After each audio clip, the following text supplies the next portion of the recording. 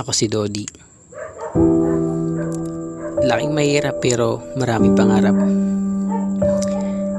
Ito ako nung bata pa ako. Pangarap ko maging sundalo. Daycare pa lang ako, pagsusundalo na talaga yung gusto ko. At noong grade 1 ako, naalala ko nung sumakay ako ng tricycle papasok sa eskwelahan. Pero nung malapit na yung tricycle sa paaralan namin, tumalon ako. Mabilis yung patakbo ng tricycle kaya gumulong-gulong rin ako nun. Nashoot pa nga ako nun sa kanal eh.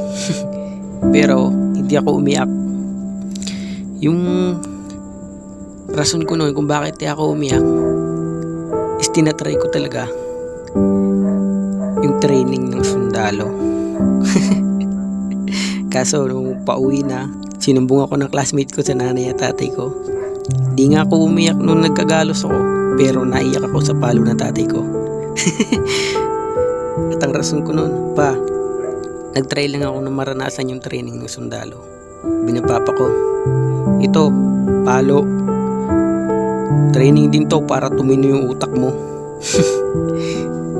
Pero habang lumilipas ang panahon, hanggang kung saan ako naroroon ngayon, naisip ko na di pala talaga madali ang buhay. Mahirap, nakakapagod, araw-araw nag-iisip ka kung ano ba talaga yung kahantungan ng buhay.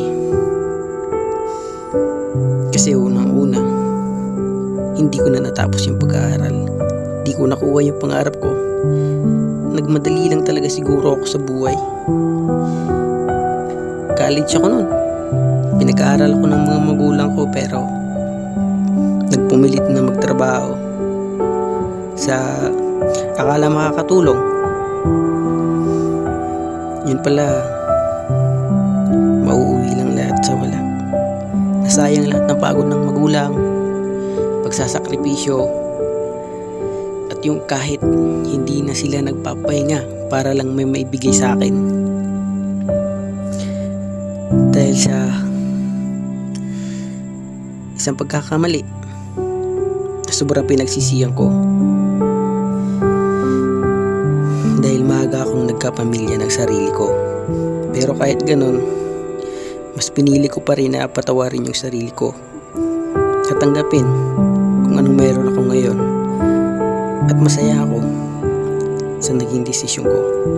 Alam kong hindi madaling magkaroon ng isang pamilya, lalo't may mga kapatid pa ako na dapat kong suportahan at may mga magulang ako na umaasa rin sa akin. Kaya pinapangako ko sa sarili ko na pagsisikapan ko araw-araw. Bawal maging tamad sa trabaho lang, di joke lang. Nakakahiya tuloy. Kasi naniniwala ako na sa panahon ngayon hindi importante kung saan ka galing, ano yung buhay mo noon at kung ano nakaraan mo. Matuto lang tayo magpatawad sa sarili at humingi ng tawad sa mga taong nagsakripisyo sa atin.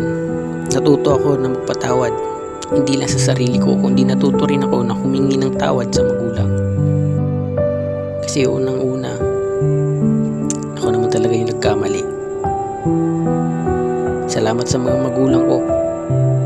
Kasi kahit paano, tinanggap pa rin nila ako. Ang hirap harapin ang buhay. Pero ang mas mahirap,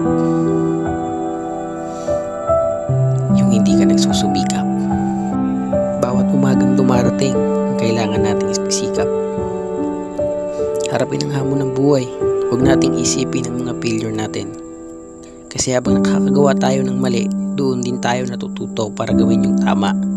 Pero ang mali doon, yung palagi kang gagawa ng mali para lang makagawa ng tama. Ito lang ang akin.